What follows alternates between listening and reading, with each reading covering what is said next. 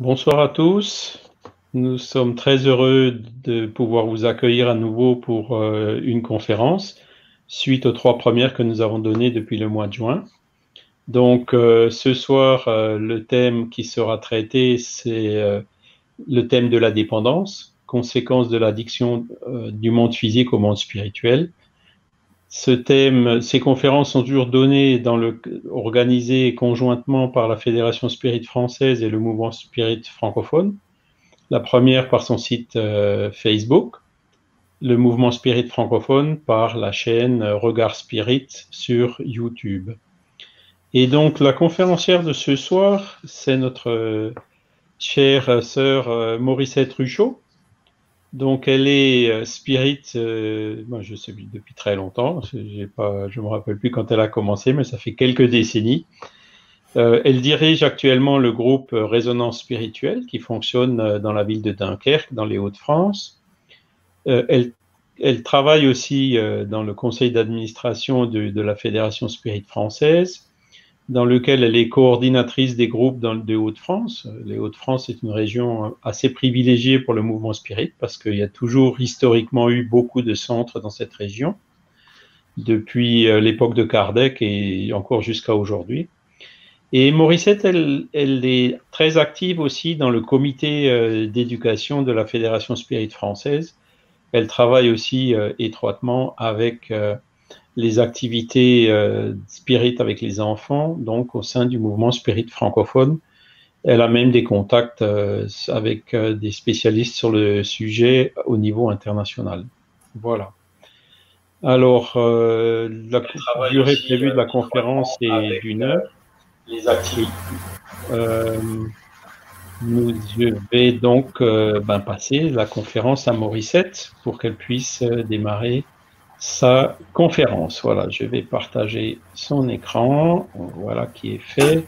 Alors Morissette, bonsoir, merci. Bonsoir Charles. Et puis la parole est à toi.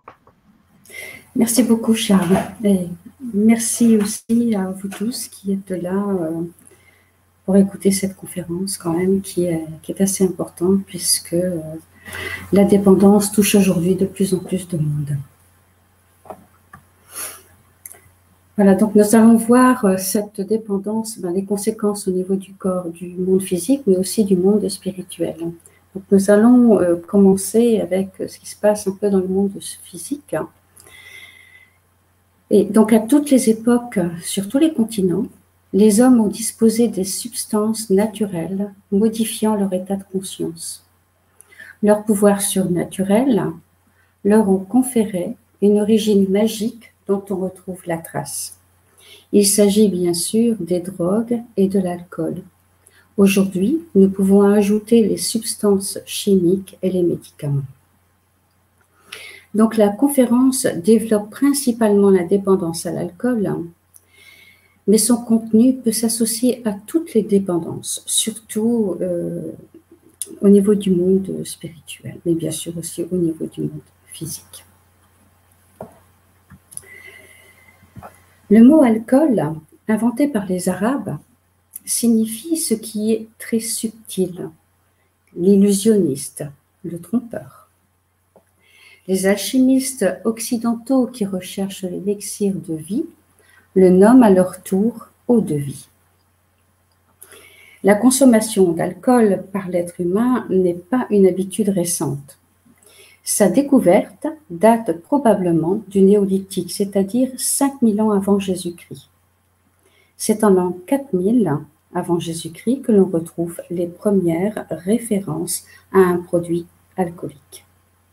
Au XVIIe siècle avant Jésus-Christ, en Mésopotamie, la stèle d'Hammurabi, le roi donc de Babylone, comporte des usages de qualité sur le vin de date et sur l'interdiction faite aux prêtresses d'en consommer avant les sacrifices.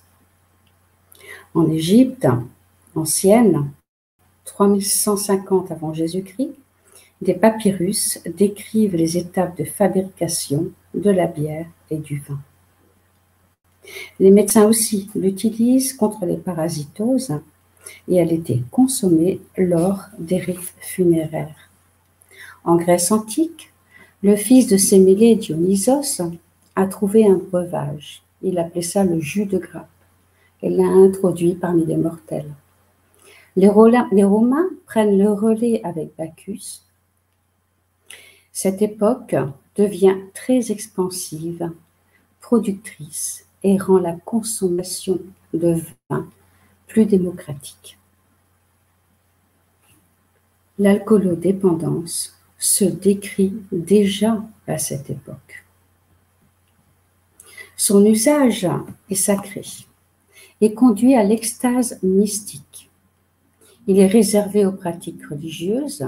La coupe contenant de l'alcool est censée renfermer la divinité.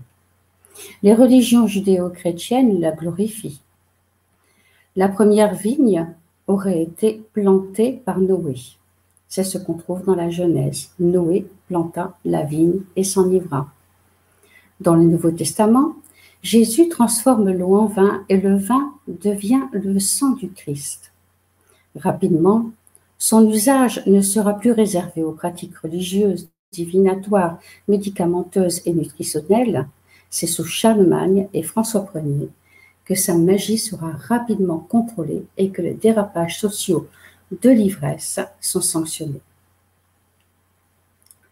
Dans cette introduction, nous pouvons constater que la consommation d'alcool est une habitude qui persiste depuis des milliers d'années.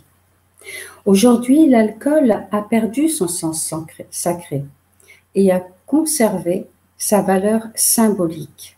En effet, le geste de trinquer est un signe de reconnaissance, une invitation.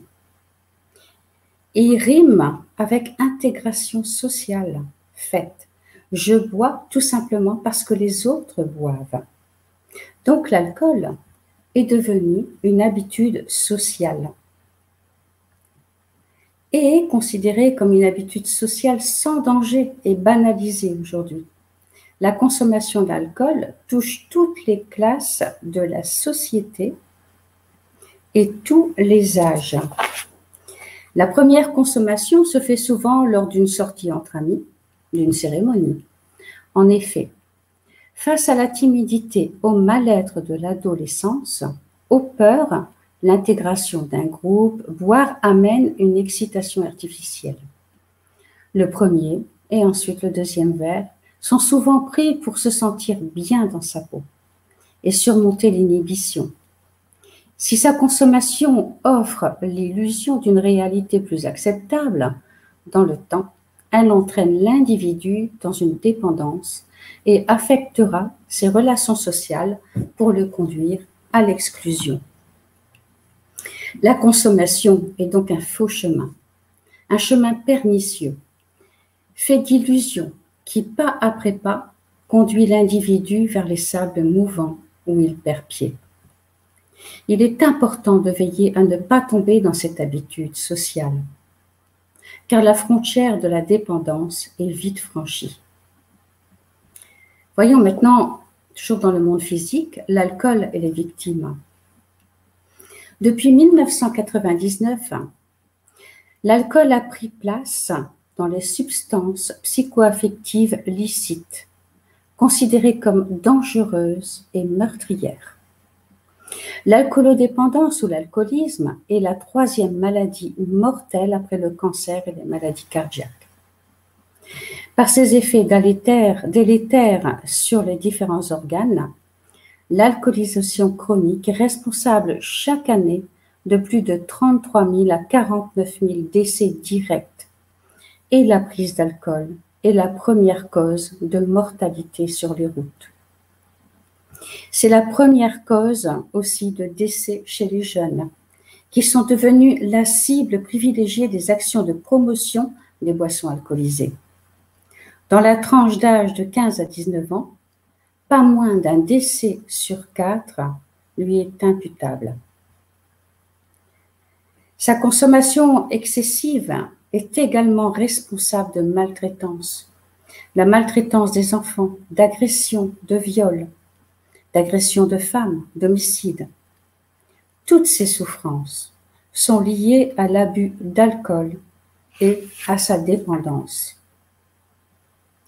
Ce qui veut dire que la dépendance touche la personne elle-même, mais aussi son environnement familial et social. Voyons la dépendance.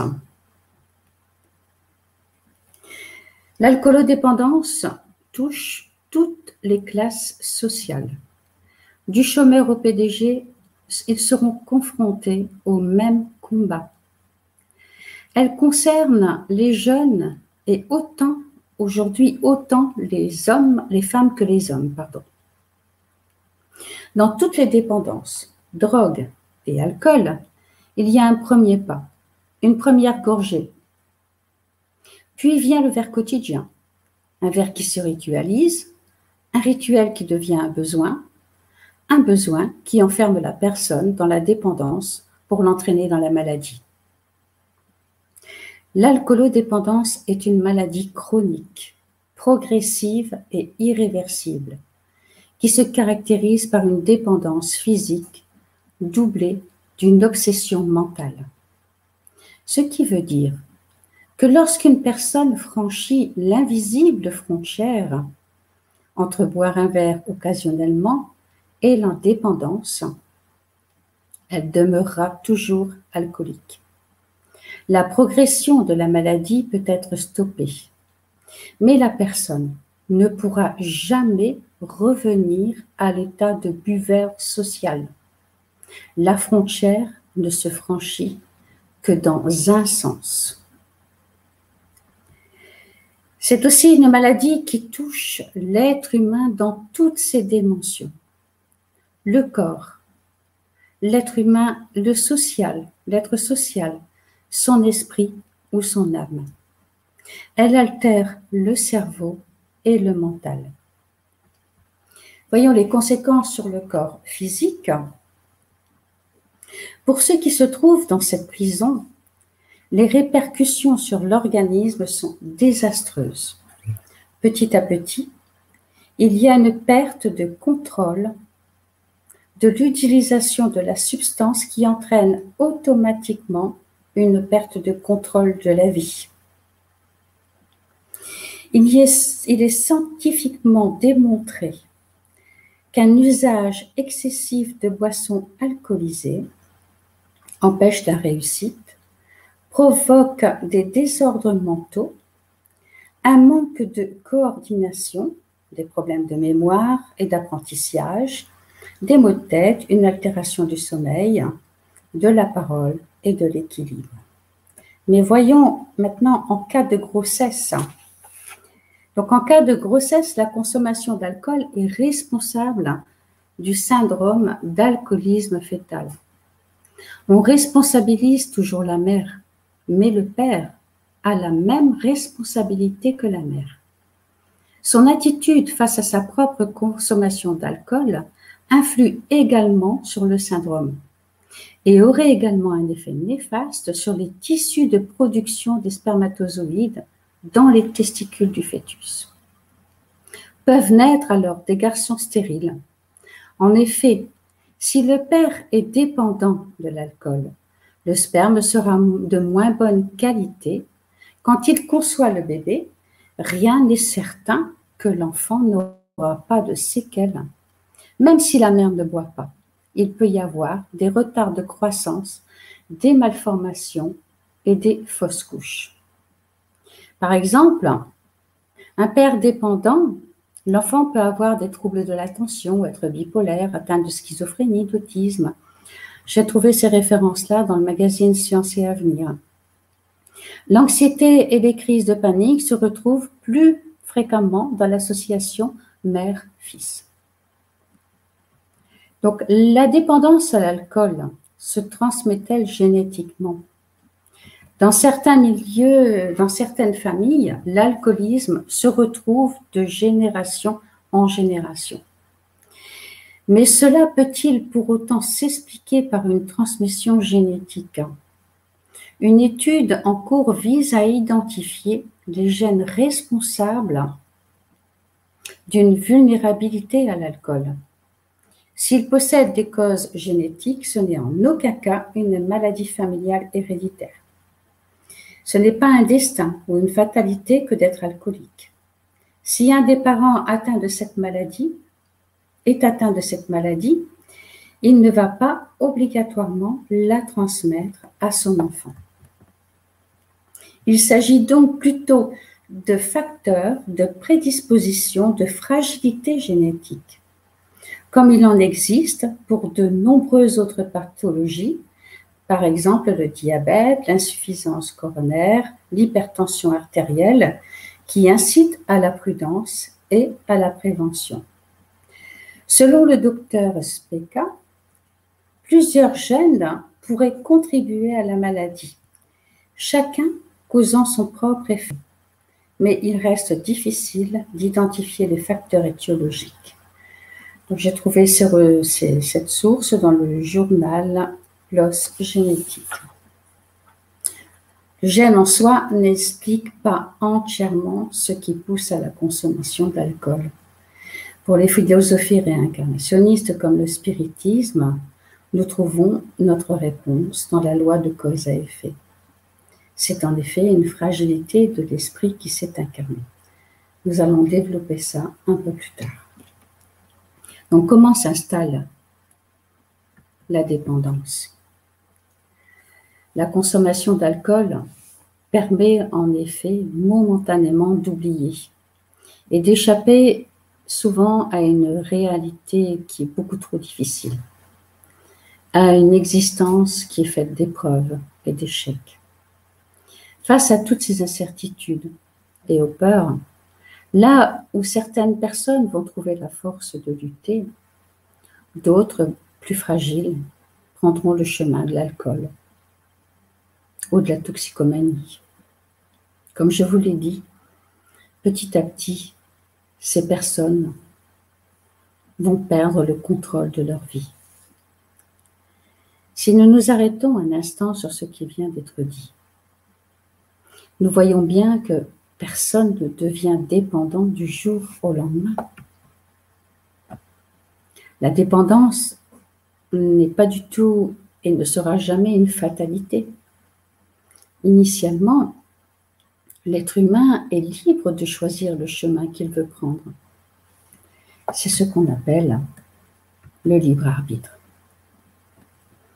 Pour éviter le combat de la dépendance et la maladie, il est préférable d'essayer de faire face à son problème, quel que soit ce problème, de se faire aider.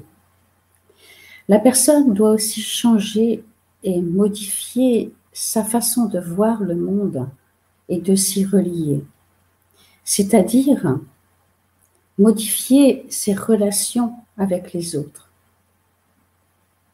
mais aussi travailler sur l'estime de soi. Et plutôt que de se cacher derrière un bouclier d'excuses, cette personne doit s'animer d'une nouvelle philosophie existentielle, avec un nouvel état d'esprit qui le soutiendra dans un processus de changement qui ne s'achèvera jamais. Quelles sont les relations entre le monde physique et le monde spirituel? Nous avons vu un peu les conséquences, survoler les conséquences de l'alcoolodépendance donc dans le monde physique. Nous voyons quand même, nous devons retenir quand même que c'est une maladie, je pense qu'aujourd'hui nous le savons, et que ces personnes sont vraiment fragiles, extrêmement fragiles. Mais ce qu'elles ne savent pas lorsqu'elles boivent, c'est qu'elles s'associent aussi à des esprits du même ordre, c'est-à-dire qu'ils ont aussi rencontré cette maladie, qu'ils en sont peut-être même désincarnés. Et donc là, on va retrouver le vampirisme et l'obsession. Dans le livre « Action et réaction » au chapitre 4, André Louis nous dit « La pensée, force vive et agissante, dont la vitesse dépasse celle de la lumière, émise par nous, elle nous revient inévitablement. sur nous-mêmes en nous obligeant à vivre de façon spontanée dans son monde de forme créatrice, qui se fixe naturellement dans notre esprit, quand elle est alimentée par le combustible de notre désir ou de notre attention. Donc ici, on va retrouver l'obsession mentale. Nous créons et entretenons facilement le délire psychique ou l'obsession.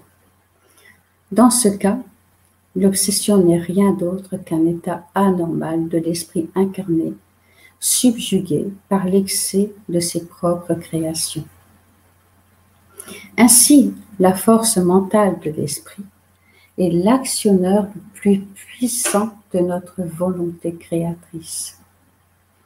À cela, l'influence directe ou indirecte d'autres esprits désincarnés ou non vont être attirés par ses propres vibrations. Les processus de dépendance et les processus compulsifs sont donc suralimentés par la personne elle-même et par les esprits inférieurs qui se lient à cette personne. Il s'installe alors une complicité entre incarnés et désincarnés.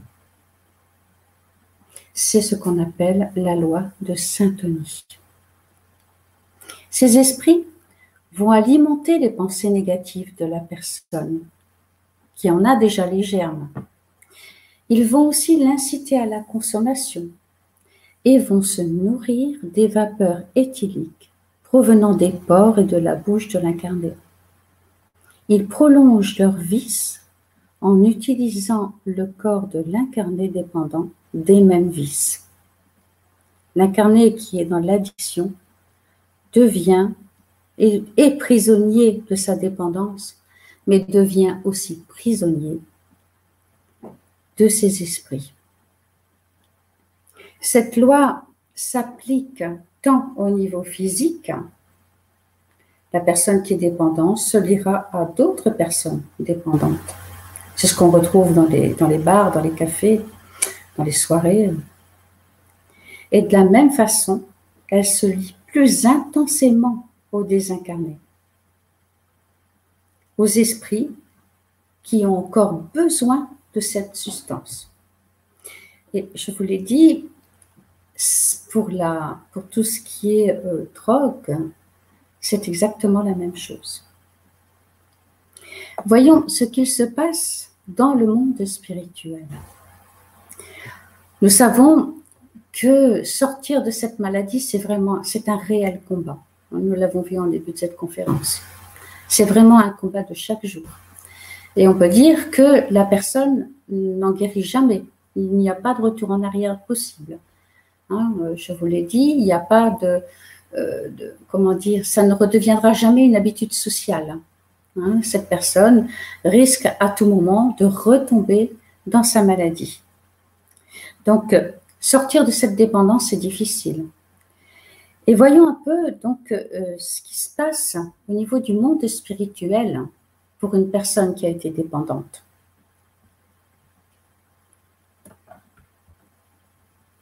Et donc, pour cela, nous allons voir la dépendance, l'ivresse et le spiritisme, bien sûr.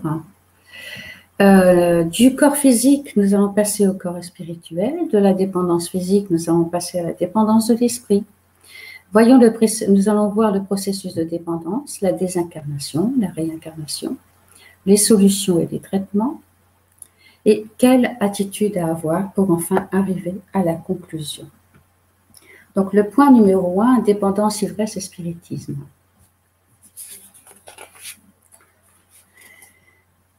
Dans certaines pratiques comme le chamanisme, pour parvenir plus aisément à un état qui suppose proche de la transe médiumnique, les hommes sont tentés de recourir à l'usage de produits stupéfiants.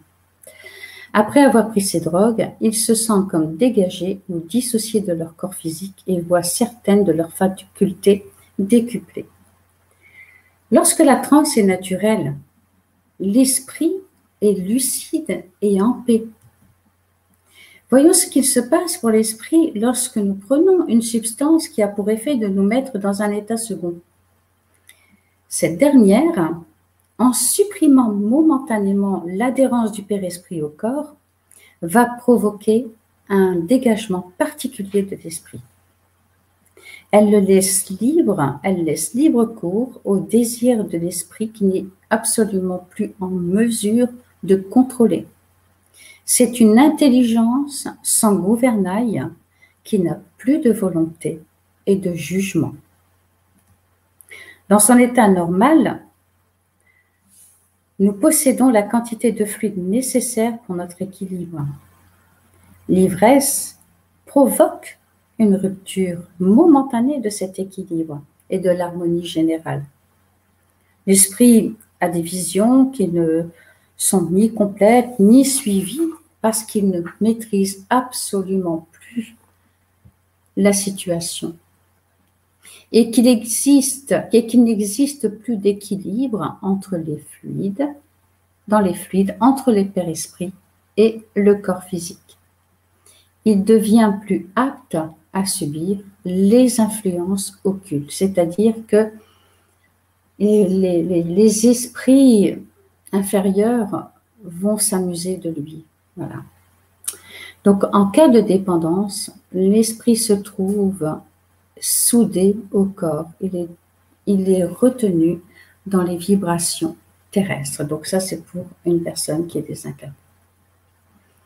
Nous voyons maintenant du corps physique au corps spirituel. Nous savons que l'homme est constitué donc d'un corps physique, d'un esprit ou une âme, et d'un corps spirituel, aussi appelé corps glorieux, corps astral, et que ce corps est semi-matériel. L'intelligence qui les gouverne, ou le coucher de ces deux véhicules, est l'esprit. C'est lui qui contrôle le tout. Donc, durant notre incarnation, le corps physique et le corps spirituel sont intimement liés. Ce qui veut dire que chaque abus a un impact néfaste sur notre corps astral. Il faut savoir que chaque cellule du corps physique est reliée à la cellule du corps spirituel. Que nous dit la philosophie spirit? La philosophie spirit nous dit que le corps physique est un prêt. Il ne nous appartient pas. Il nous a été donné afin de pouvoir évoluer dans le monde terrestre et accomplir notre devoir. Et que nous avons la responsabilité et le devoir de le maintenir en bon état. Lorsqu'il y a une dépendance, le monde qui se fait ressentir ne touchera pas uniquement le corps physique. Il atteint et touche le corps spirituel. Ce qui veut dire que la mort, la désincarnation ne supprime pas la dépendance et les obsessions mentales. Une personne qui se désincarne et qui était alcoolodépendante aura toujours les mêmes besoins dans le monde spirituel. Et c'est aussi pour ça que cette personne va essayer de se rapprocher, donc que cet esprit va se rapprocher d'incarnés qui pourront lui fournir ces effluves. Et là, comme je vous l'ai dit tout à l'heure, on tombe dans cette obsession. Donc la loi d'attraction et la densité du Père-Esprit, puisque le corps physique était atteint de cette maladie, mais aussi le Père-Esprit, ce qui fait que cet esprit va se retrouver dans des zones similaires à son état vibratoire et spirituel. Dans le monde spirituel, il y a en effet des esprits parfois qui vont encore demander de l'alcool, qui vont encore demander certaines drogues, des médicaments. Ils sont vraiment dépendants, ils ont été dépendants et le restent. Donc, il y a tout un travail d'aide et de soutien à leur apporter. Voyons un peu donc de la dépendance physique à la dépendance spirituelle, à la dépendance de l'esprit.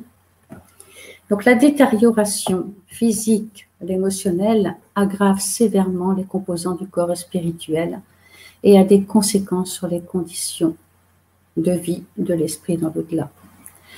Je vous ai dit que l'intelligence que gouverne les corps est l'esprit, que ces corps sont des véhicules. Lorsqu'il y a un accident de la route, je pense que vous allez être d'accord si je vous dis que c'est le conducteur qui est responsable, c'est-à-dire l'intelligence qui conduit le véhicule. Pour nous, pour l'être humain, c'est l'esprit. Si l'esprit est le cocher, si le corps physique est pour lui un moyen, un instrument, la dépendance est donc une création du désir et de la volonté de l'esprit. On pourrait dire que c'est une maladie de l'âme. C'est l'esprit qui, par son vice, impose au corps la consommation d'alcool ou d'autres produits. Les a-t-il amené ce vice d'incarnation précédente? Les a-t-il créés par manque de volonté, par peur, par manque de courage, de lucidité, d'abandon, de tristesse, de dépression? Ou simplement parce qu'il n'avait pas envie de se battre, par refus?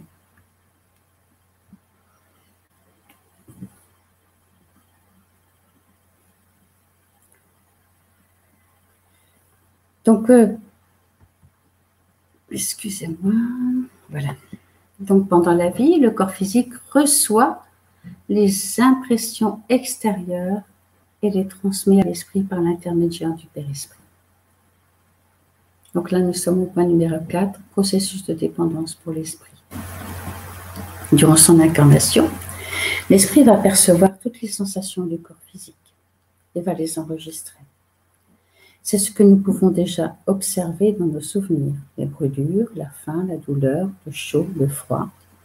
Et à l'inverse, la souffrance de l'esprit peut avoir des répercussions sur le corps physique, psychosoma. Le corps est l'instrument, au moins la cause immédiate de la douleur. L'âme a la perception de cette douleur. Cette perception est l'effet. Ce corps, à la mort, ne ressent plus rien, parce qu'il n'y a plus ni père-esprit, ni esprit. À la mort, pourtant, comme nous l'avons vu, il y a une continuité de l'adduction dans le monde spirituel. Mais l'esprit n'ayant plus de corps physique, même s'il se rapproche de personnes alcoolodépendantes, il aura du mal à assouvir et à combler son manque. Le père-esprit dégagé du corps éprouve les sensations, mais comme elles ne lui arrivent plus par le canal limité, elles sont générales. Dégagé du corps, l'esprit peut continuer à souffrir. Cette souffrance n'est pas du tout celle du corps physique, puisqu'il n'en a plus. Seulement l'esprit est dans une telle confusion qu'il croit souffrir physiquement. Cela est normal, car le corps spirituel, nous le savons, est identique au corps physique. Et que bien souvent, ces esprits-là n'ont pas conscience de leur désincarnation. Ils ne savent pas qu'ils sont morts. Allan Kardec disait que les esprits ont toutes les perceptions qu'ils avaient sur la Terre, mais à un plus haut degré, parce que leurs facultés ne sont pas amorties par la matière.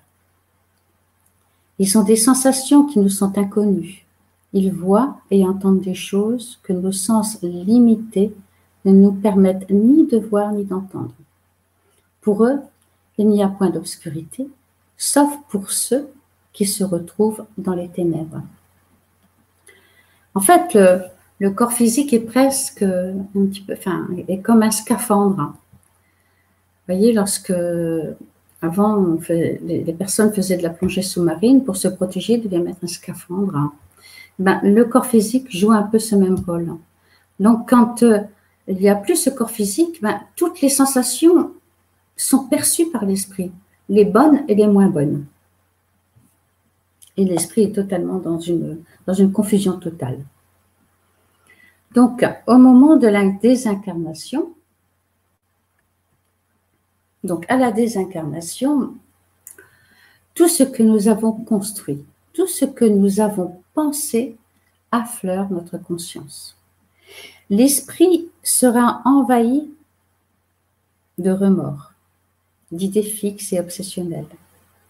La dépendance étant considérée comme un suicide inconscient, la séparation de l'âme et du corps sera difficile.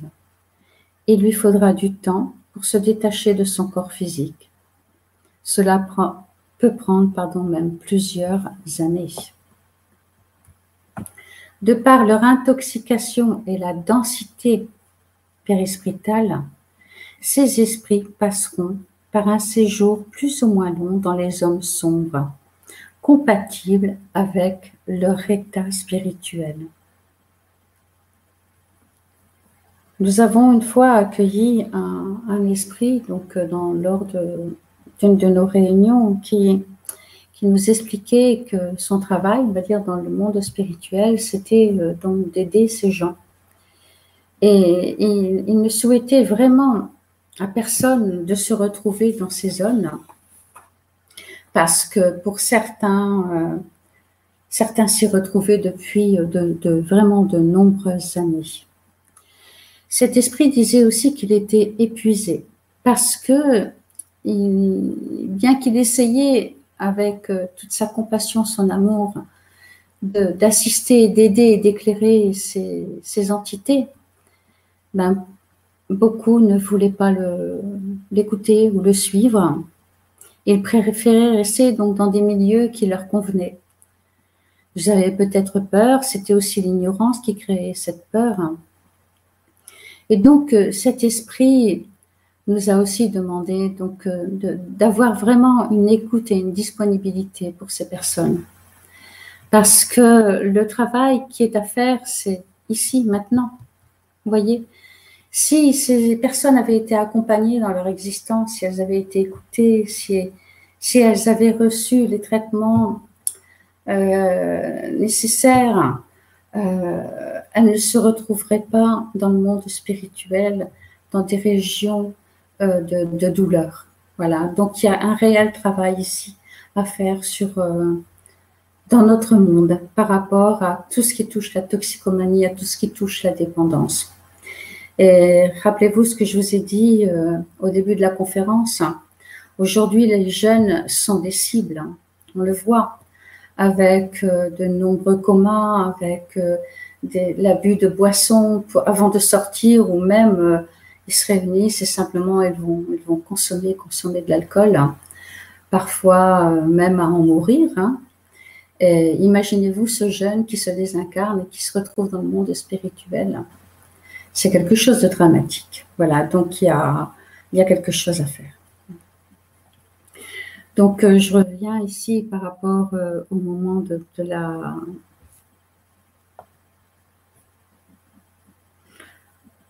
la désincarnation. La désincarnation, tout ce que nous avons construit. Ah, excusez-moi, je vous l'ai déjà dit. Voilà, ici, donc, nous voyons ici, ce sont des images, des extraits donc, du film No Solar. Et on voit vraiment que même André Louis, si vous avez vu ce film, André Louis est quand même resté, je pense, 8 ans dans les zones inférieures parce qu'il avait abusé, il n'avait pas pris soin de son corps. Voilà. Donc, rappelez-vous aussi que dans une certaine partie donc, du film ou du livre, on le traite donc, de suicider. Vous voyez, donc ça, c'est aussi considéré comme un suicide. Pourquoi? Parce qu'on raccourcit notre existence. Voilà, nous ne prenons pas soin de notre corps physique, donc cette existence est raccourcie. Donc obligatoirement, il va y avoir souffrance. Voyons maintenant au moment de la réincarnation, donc la dépendance à l'alcool peut être congénitale. Il y a alors donc ne confondez pas héréditaire et congénital. Il y a alors une prédisposition organique de l'individu à son développement dans lequel l'esprit immortel apporte son ADN périspritale. Ils impriment leur futur corps de lésions et de points vulnérables. Ils se réincarnent avec la matrice psychique de la dépendance, ce qui veut dire que peut-être l'épreuve pour eux sera de nouveau de résister à cette dépendance. En tout cas, il va y avoir une fragilité. Les marques et les conséquences de leur vie sont amenées d'incarnations antérieures. On peut alors comprendre que l'alcoolisme peut, de cette façon-là, se transmettre de parents à enfants. Les matrices de ces dysfonctionnements se trouvent dans le passé, que ce soit sous forme héréditaire par rapport à lui ou spirituelle. Elles découlent d'expériences malheureuses provenant d'existences antérieures. Il peut y avoir des enfants qui tombent dans l'alcoolodépendance alors que leur environnement est tout à fait sain. Vous voyez, donc c'est vraiment quelque chose qui touche la personne. Donc d'après André Louis, en nous réincarnant, nous portons en nous les restes de nos fautes sous la forme de racines congénitales, des mots que nous avons nous-mêmes plantés. Le corps périspritale qui donne forme aux éléments cellulaires est fortement enraciné dans le sang. Le sang est l'élément de base de l'équilibre du corps périspritale. Dans le livre « Évolution dans les deux mondes » de Chico Xavier, il est écrit que les neurones gardent une relation intime avec le périsprit. Aussi, l'action de l'alcool sur le périsprit est létale, créant de la suie venimeuse qui sature le périsprit, lésant tout autant les cellules périspritales que les cellules physiques. Donc, il y aura obligatoirement des conséquences sur le futur corps.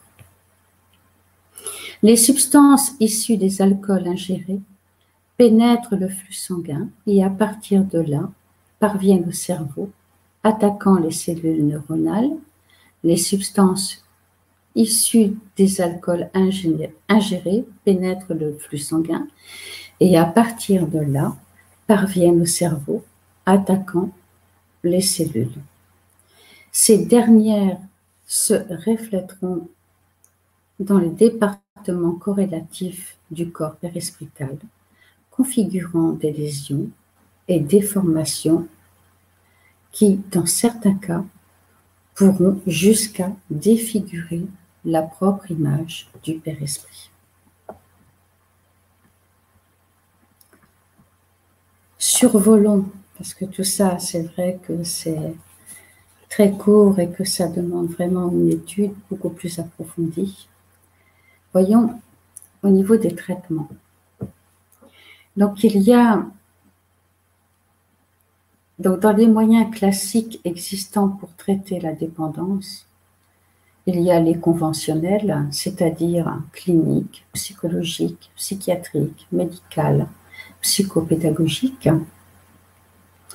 Il y a les moyens spirituels, c'est-à-dire amener la personne à changer de façon positive, son style de vie, changer ses comportements, sa façon de voir le monde et de l'appréhender.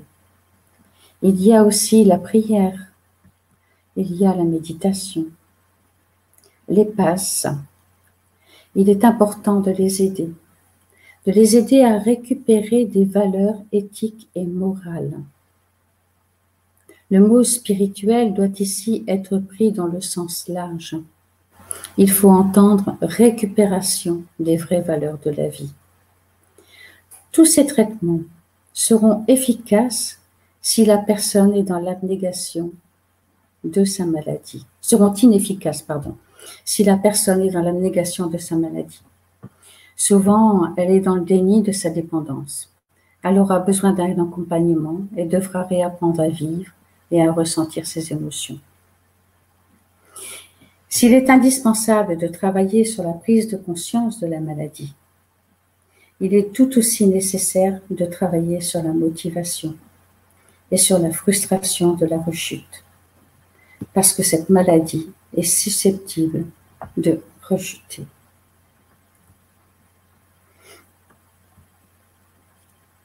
Alors comment? Eh bien, il faut identifier le niveau de stress de cette personne. Elle doit avoir des routines et des comportements sains, des habitudes régulières, un régime équilibré, des exercices physiques, la relaxation, la pensée positive, et le plus important, qu'elle se fasse aider par des professionnels. Et des personnes pouvant apporter aussi des ressources spirituelles, parce que cette personne n'a plus aucun pilier, elle est complètement égarée. Elle ignore toute cette partie spirituelle, elle ignore aussi les conséquences de cette maladie. Il faut essayer tout doucement, non pas de la convaincre, mais laisser des choses pour qu'elle puisse l'interpeller, des livres, hein, voilà. Parce qu'elle n'a pas envie d'entendre non plus qu'elle est alcoolique. Donc laisser des livres, laisser des pages ouvertes, laisser des messages pour qu'elle puisse prendre conscience de cette maladie, mais aussi l'accepter, parce que c'est pas évident. Donc, Chico Xavier disait que la paix n'est pas la conquête de l'inertie, mais le fruit de l'équilibre entre la foi dans le pouvoir divin et la confiance en nous-mêmes, dans le travail pour la victoire du bien. Donc, quelle attitude devons-nous avoir?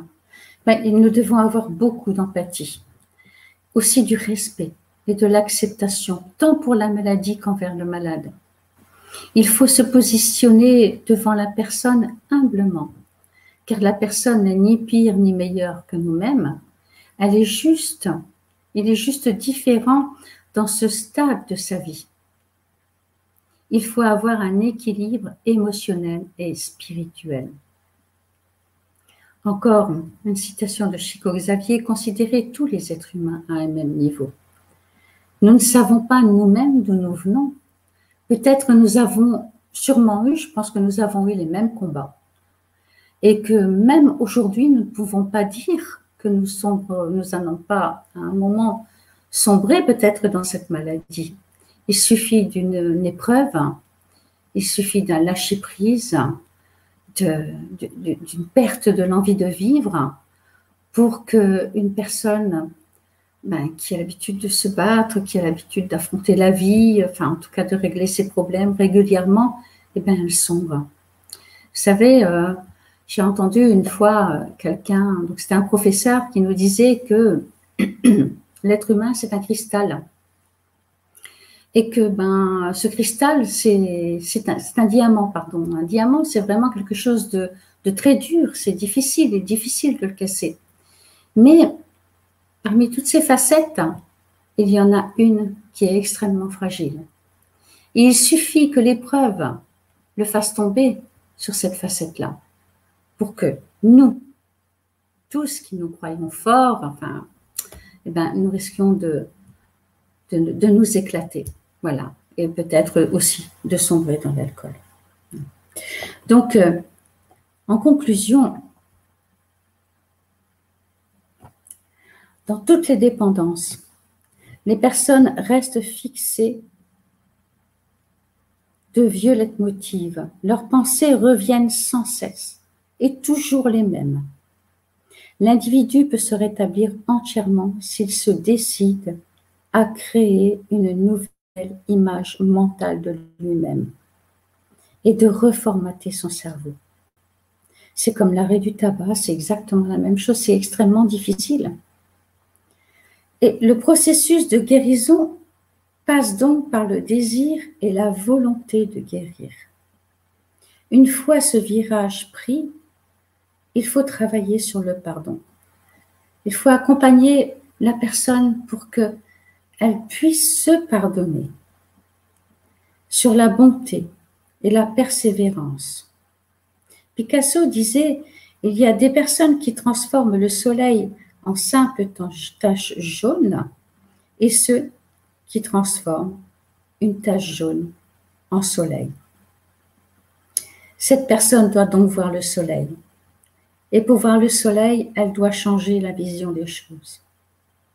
C'est ce que le dépendant a besoin de faire que le soleil brille dans sa vie, pour qu'il puisse sortir du monde obscur et de souffrance où il se trouve.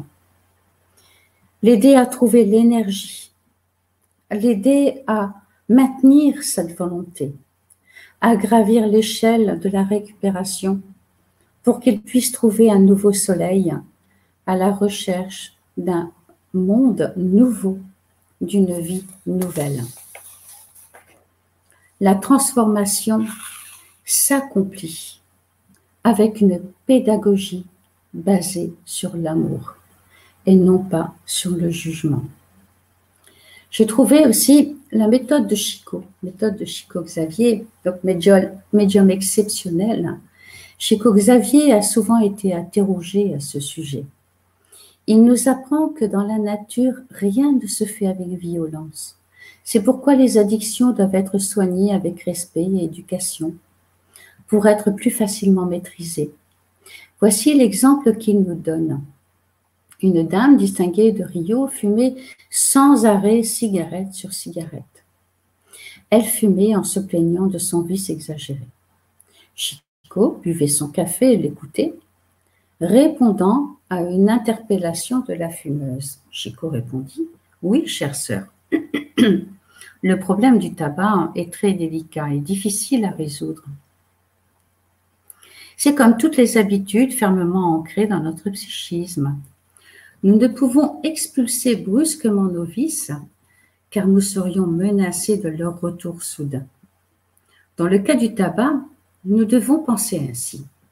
La cigarette est si bonne, elle nous a accompagnés pendant tant d'années, elle nous a aidés à contenir notre nervosité, elle a été notre amie fidèle dans la résolution de tant de difficultés. Mais nous devons croire en nos paroles, car si nous avons fumé pendant des années et que nous voulons nous en libérer, c'est parce que nous n'avons plus besoin de tabac. Dès que le spirit sentira ce souhait comme une nécessité impérieuse, la cigarette collaborera naturellement à cette libération. Pour faciliter la tâche, nous pouvons prendre des médicaments homéopathiques qui nous aideront également dans notre bonne volonté de ne plus fumer. Le frère Botella riait lorsque je lui racontais mes ennuis et me répondait qu'il en avait eu d'identique. Un jour, me dit-il, il faisait chaud et j'avais soif. J'entre dans la cuisine et me sers un grand verre d'eau. Au moment de le porter à la bouche, j'entends très distinctement ces mots. « Il est bon ce petit vin blanc. J'avais récolté un amateur de bistrot. » Voici un second exemple d'obsession qui m'a permis d'observer. Un ami vient me voir et m'explique qu'une personne de sa connaissance, une femme charmante dans son comportement normal, au cours d'une crise de neurasthénie, s'est enfermée chez elle et s'est mise à boire d'une matière intempestive. Il se demande si je ne peux pas faire quelque chose pour elle, car il soupçonne qu'elle est prise par un esprit vicieux. Je l'accompagne chez son ami et constate en quel état cette femme est tombée, une vraie pocharde. Je lui conseille de l'amener chez le médium guérisseur Botella, qui lui enlèvera cette mauvaise influence. Je lui demande de venir me voir avec son ami après une visite au médium. Le lendemain, cette dame vient me voir au bureau, toute souriante, toute décontractée. Elle me tend la main et à ce moment précis, je ressens un choc au visage. Comme si on m'avait jeté un oreiller lourd à la figure. Je comprends qu'elle vient de me passer cette entité qui l'a poussée à boire. Je ne dis rien, entre à mon domicile, prends mon repas du soir, et pour ne pas satisfaire les bas instincts de cet esprit ivrogne, je ne bois rien, même pas un verre d'eau. Peine perdue, lorsque je me lève de table pour gagner ma chambre, je titube en allant d'un mur à un autre du couloir. Je tombe sur mon lit. La tête me tourne. Les murs de ma chambre donnent l'impression de chavirer. Je laisse faire un bon moment pour bien constater l'effet produit par cette entité. Puis j'invoque mon guide et fait une prière pour cet obsesseur qui me quitte d'un seul coup. Je reprends possession de mes moyens normaux, tout content d'avoir pu débarrasser cette femme d'une pareille calamité. Voilà, donc ça c'était l'expérience de Chico Xavier. Et donc je vous remercie de votre attention. Je ne sais pas si j'ai le temps, mais peut-être de passer un petit film qui est malheureusement en portugais, mais je pense qu'on peut le comprendre. Et donc qui nous explique vraiment, je ne sais pas si on voit mon écran, qui nous explique comment. On le voit. Oui, voilà. On ne voit pas le film, mais on voit le PowerPoint. Oui, je pense que c'est... Vous voyez le film, Charles? Non, on voit le PowerPoint. Ah, bon. Non, moi, je vais abandonner le film alors parce que moi, je l'ai à l'écran, mais je ne sais pas comment on fait pour le partager. Enfin, c'est un film que vous pouvez trouver, donc ça s'appelle Zozino, hein, que vous trouvez, donc c'est l'histoire, on voit vraiment comment une personne physique peut être incitée à boire et même à sortir et abandonner son foyer par des esprits. Voilà, je vous invite tous à regarder ça, c'est vraiment très intéressant. Voilà, moi je vous remercie donc pour votre attention et merci Charles. Merci beaucoup Morissette, merci beaucoup à tous ceux qui ont suivi ces conférences. Alors Morissette, on a pas mal de questions. Oh, j'espère que je vais savoir répondre, hein. Je n'ai pas toutes les réponses. On va essayer. Sinon, bon, si on ne sait pas les répondre, ben, on prendra le temps de préparer les réponses voilà. Et puis on remettra la question, on remettra la réponse quand elle sera élaborée. Alors la première question,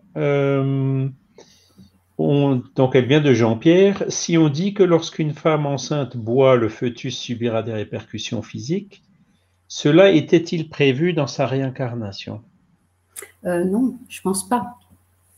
Je pense que cet esprit a incorporé, il a choisi effectivement sa famille, son foyer, le lieu d'incarnation, etc. Mais après, c'est vraiment une dépendance par rapport donc à la mère ou au père. Voyez, donc je pense que la maman, hein, cette femme enceinte, comme toute maman, doit cesser de boire, doit cesser de fumer. C'est ce qui est recommandé aujourd'hui de toute façon. Donc, je ne pense pas que cela ait été prévu. Je ne sais pas, Charles, est-ce que tu... Oui, non, mais je suis d'accord avec toi. En tout état de cause, je pense que l'esprit réincarnant sait qu'il y a un risque, hein, que ses parents, je dirais, peut-être ils buvaient déjà, ou peut-être... donc, il était quelque part au courant, quoi. Mais c'est vrai qu'il n'y a rien de prémédité là, il y a rien de prédéterminé là-dedans. Je suis d'accord avec toi. Voilà. Alors la deuxième question, elle n'est pas tout à fait liée au sujet, donc elle vient de Hervé. Il dit, une personne a été opérée, mais le chirurgien a fait une erreur qui a coûté la vie à cette personne. Doit-on lui en vouloir? J'ai envie de dire que non. Parce que là, je pense qu'il n'y a pas de hasard. Hein. Voilà. Donc, effectivement, il y a une erreur médicale, mais peut-être que la personne devait se désincarner à ce moment-là. Pareil, je suis d'accord avec ta réponse. Hein. Donc, si c'était pas... parce que si c'est une erreur du chirurgien, c'était involontaire. Donc, voilà, les opérations, il y a toujours des risques. Tout le monde peut se tromper, l'erreur est humaine, voilà. Et puis ensuite, doit-on lui en vouloir? Effectivement, il faut dédramatiser la mort. La mort, ben, c'est pour nous qui restons ici, de voir un proche partir, c'est toujours extrêmement difficile. Mais en vérité, la mort, c'est juste l'esprit qui se libère de son corps. Hein, c'est pas l'anéantissement de l'esprit, qui aura donc des occasions de revenir, de se réincarner.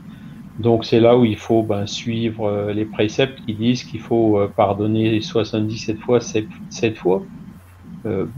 Voilà, parce qu'en vouloir, on rentre là aussi dans un cercle vicieux qui va pas nous aider, au contraire. La rancœur, c'est un sentiment qui peut nous-mêmes nous rendre malades. Donc ça ne fera pas revenir la personne et ça ne résolvera pas le problème. Et ça peut faire souffrir, ça peut amener des souffrances supplémentaires à l'esprit peut-être. À la personne qui est décédée, c'est Qui vrai. est désincarné. Oui. Alors, je continue avec la troisième question qui vient de Marquis. Alors, qu'en est-il des malades sous opiacés, médicaments antidouleurs puissants dont ils deviennent dépendants? Alors, écoutez, certainement qu'il y aura des conséquences, quoi qu'il en soit, vous voyez. Mais, comme je vous l'ai dit, le corps physique a entre guillemets,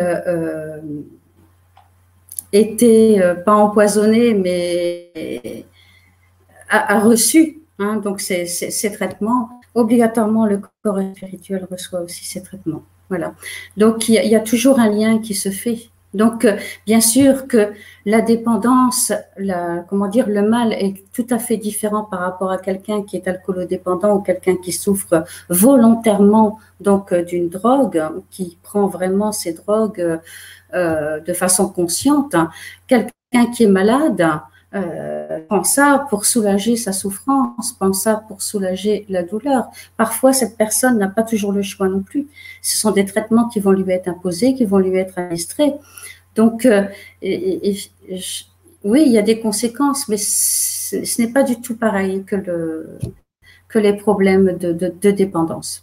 Vous voyez, je ne sais pas, Charles, si tu peux rajouter quelque chose. Mais il y a un livre. C'est l'intention qui compte. Hein. C'est Voilà. la personne qui prend des antidouleurs. Ben, quand on a des douleurs, c'est sûr, il faut prendre des antidouleurs. Maintenant, quand c'est des douleurs très fortes et très longues, effectivement, il peut y avoir cet inconvénient-là. Bon, c'est quelque chose qui est su, qui est connu. Je pense que les médecins savent quelles sont les doses qu'il faut dépasser ou pas. Donc, en ce qui concerne l'intention de la personne, c'est vrai que ça n'a rien à voir avec quelqu'un qui se drogue volontairement ou par lâcheté ou pour échapper à quelque chose. Voilà. On n'est pas dans le même niveau d'intention et donc forcément, il n'y a pas le même niveau de responsabilité, de loin. Et cette personne sera aussi soutenue, c'est-à-dire que la personne qui était dépendante, volontairement dépendante, va se retrouver donc dans des zones, comme on l'a dit, obscures. Souvent, ils sont dans une auto-obsession qu'ils ne voient même pas l'aide qui peut être apportée par le monde spirituel supérieur. Une personne qui va se désincarner et qui a eu des traitements très lourds suite à sa maladie, cette personne ne sera pas du tout dans les mêmes vibrations. Vous voyez? Donc, à un moment donné, elle va être assistée et aidée et recevoir donc l'aide pour pouvoir être prise en charge et amenée dans des hôpitaux spirituels où elle pourra être soignée, où son père-esprit pourra tout doucement être purifié par rapport à tout ce qu'il aura assimilé à cause de la maladie.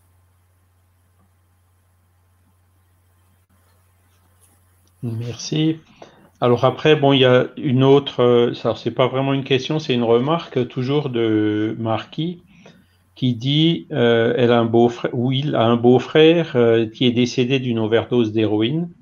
Et le jour même, j'ai senti sa présence et sa détresse. Ça a duré 6 mois de sentir l'odeur du vomi qu'il a étouffé. Oui, c'est possible.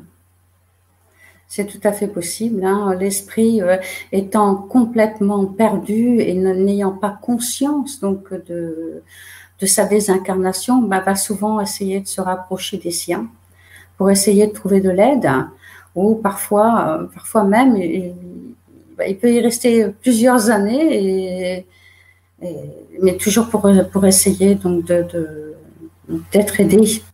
Voilà, c'est pour ça que la prière est vraiment quelque chose d'important. On parlait, hein, quand on parlait tout à l'heure de la prière, comme soin, mais c'est une prière. La prière, c'est aussi un soin pour l'esprit, pour l'âme.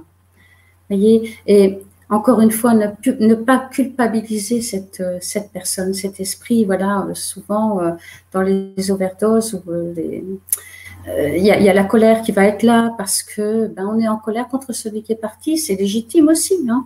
Mais tout ça, le désincarné va le ressentir. Donc, nous avons à travailler sur nous et aussi faire en sorte que cet esprit puisse comprendre ce qu'il s'est passé. Et ce n'est pas avec la culpabilité ou la colère, c'est avec le pardon que ça va se faire, avec l'amour et la tolérance. Voilà. Et tout doucement, il va pouvoir se détacher et récupérer et être pris lui aussi en charge par des médecins du ciel qui vont l'amener. Mais encore une fois, ça sera quand lui le voudra. C'est-à-dire qu'il faut qu'il prenne conscience donc de ce qui s'est passé. Et je reviens au film Nos Solars. Hein, il faut prendre conscience, vraiment avoir la volonté de changer. Et à partir de là, les guides vont l'assister, vont l'aider. Moi, je rajouterais juste qu'effectivement, il faut surtout travailler donc ces pensées positives, ces prières, et travailler aussi l'empathie, quoi, parce que si on, comment dire, le fait d'avoir ressenti pendant 6 mois une partie de ce que la personne a souffert au moment du suicide, c'est sûr que c'est quelque chose d'extrêmement désagréable, et il faut aussi, entre guillemets, savoir un peu s'en protéger. Alors, ça, quelque part, ça peut nous aider aussi, nous, pour prendre conscience de la chose, et je dirais comprendre que c'est vraiment pas la bonne porte de sortie, hein, ça c'est clair. Ça peut être un enseignement aussi pour nous-mêmes. Mais en général, il faut éviter de trop rentrer. C'est-à-dire, l'empathie, c'est justement se mettre à la place de l'autre sans pour autant rentrer, fondre en larmes ou ressentir les effets de ce que la personne a senti. Parce que ça, quelque part, ça va un peu nous affaiblir et empêcher qu'on puisse réaliser ce travail de prière et de vibration qui est nécessaire pour aider l'esprit en question, quoi. Alors, il y a une deuxième remarque, donc toujours de la même personne. En rêve, je le vois, on discute, il m'a raconté qu'il recueillait des gens comme lui dans le monde où il est. J'ai compris que ce monde était marron, tout bizarroïde, aucun ciel, aucune lumière. Alors, tu peux répéter Alors, attends, je vais le mettre à l'écran. Tu vois l'écran? Oui. Ah oui, en rêve, je le vois, on discute, il m'a raconté qu'il recueillait les gens comme lui dans le monde où il est. J'ai compris que ce monde était marrant, tout bizarroïde. Oui. Alors après, là, il faut voir aussi, je ne pense pas qu'il recueille les gens comme lui dans le sens de les aider, parce que c'est lui-même un esprit qui a peut-être besoin d'aide. Hein. Donc, il y a déjà, on voit là qu'il y a quand même déjà une ouverture, une prise de conscience. Hein. On voit aussi dans ce que vous dites, monsieur, c'est que il a compris que ce monde était marron, tout bizarroïde, aucun ciel, aucune lumière. Donc déjà, on arrive ici à situer l'esprit. Vous voyez. Donc, je pense qu'il y a sûrement un travail à faire avec cet esprit, donc pour l'aider. Ce serait peut-être bien, donc peut-être de vous orienter vers un centre spirit. Je ne sais pas depuis combien de temps il s'est désincarné, mais vraiment, on sent que ici, ça a duré 6 mois. Là, on sent vraiment que cet esprit a besoin d'aide, mais on sent aussi qu'il est à vos côtés. Il essaie de vous interpeller. Et ça, c'est pas. Il faut vraiment, j'ai envie de dire, des personnes connaissant bien le monde spirituel et ses esprits souffrants pour dire de vraiment pouvoir l'aider.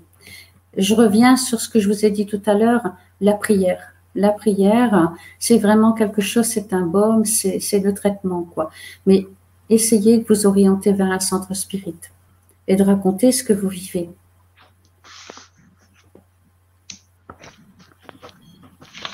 Alors après, j'ai une toute dernière question, enfin la dernière question, c'est, tu as parlé tout à l'heure que dans les dépendances, il y avait souvent un phénomène d'obsession spirituelle. Et donc, comment faire pour sortir d'un tel cercle vicieux avec donc dépendance chimique au niveau du corps et dépendance spirituelle? Est-ce qu'une aide extérieure est nécessaire? La personne, elle ne peut pas s'en sortir toute seule. Est-ce qu'il faut traiter les médicaments, le spirituel ou les deux? Voilà. Il faut les deux. Pour moi, il faut les deux parce que la dépendance, la maladie est vraiment quelque chose d'extrêmement compliqué. Si la personne, elle en est arrivée là, c'est une personne qui est déjà fragile.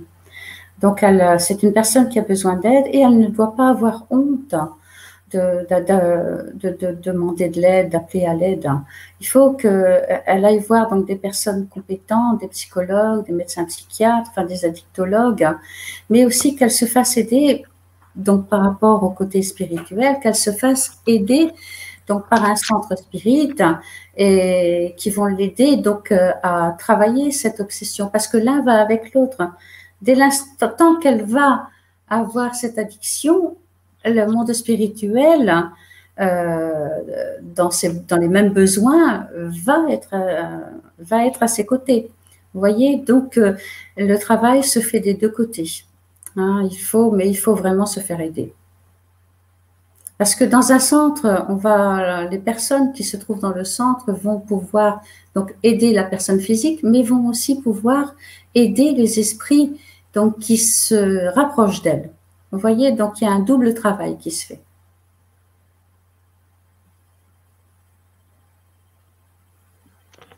Voilà, c'était la dernière question. Alors, on peut peut-être, je vais regarder encore une fois. Oui, donc il y a Marquis qui nous rajoute tout à la fin. Il est décédé en 2008, il était croyant. À aucun moment, je n'aurais cru qu'il était encore dans le bas astral. Merci beaucoup pour vos réponses. Oui. Le temps n'existe pas pour l'esprit. Hein, le temps existe pour le monde physique. Et voilà, donc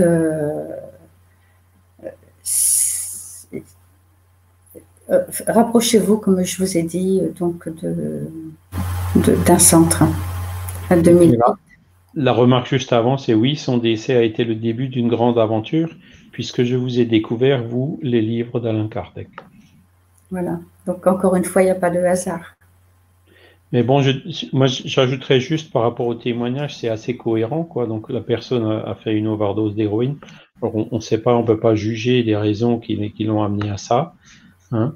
Mais on peut voir que, bon, il y avait une souffrance au début. Il y a eu assez vite une volonté d'aider positive de sa part, même dans le monde des esprits, d'aider d'autres esprits qui sont dans la même situation. Donc, voilà, hein. Donc,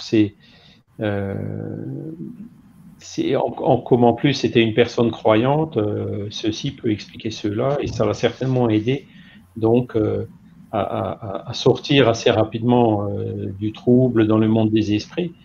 Mais bon, en règle générale, comme la personne vient de le dire, ça a duré 6 mois, hein, donc le ressenti, ça prend du temps, hein,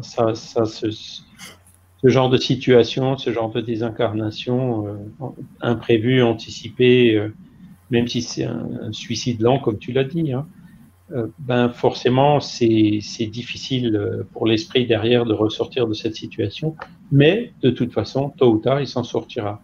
Et donc là, on a un exemple d'un esprit donc, qui s'en est sorti. Donc 2008, ça fait une douzaine d'années. Voilà. Ok, bon, c'était la dernière question. S'il n'y a pas d'autres commentaires ou d'autres réponses, merci beaucoup Morissette pour cette conférence. Merci pour ta disponibilité, pour la réponse à toutes ces questions. Merci aussi à toutes les personnes qui ont participé en direct. Nous vous donnons rendez-vous pour la prochaine conférence. Donc, on va en faire une par mois, je dirais même au moins, puisque on prévoit de faire encore d'autres conférences dans l'intervalle. Mais donc, la prochaine conférence qu'on annoncera donc dès que possible sur les sites aura lieu à peu près dans un mois, donc en septembre, toujours le vendredi soir à cette même heure. Voilà. Donc, merci à tous. Excellente soirée à tous. Et à bientôt. Merci beaucoup. Bonne soirée. Au revoir.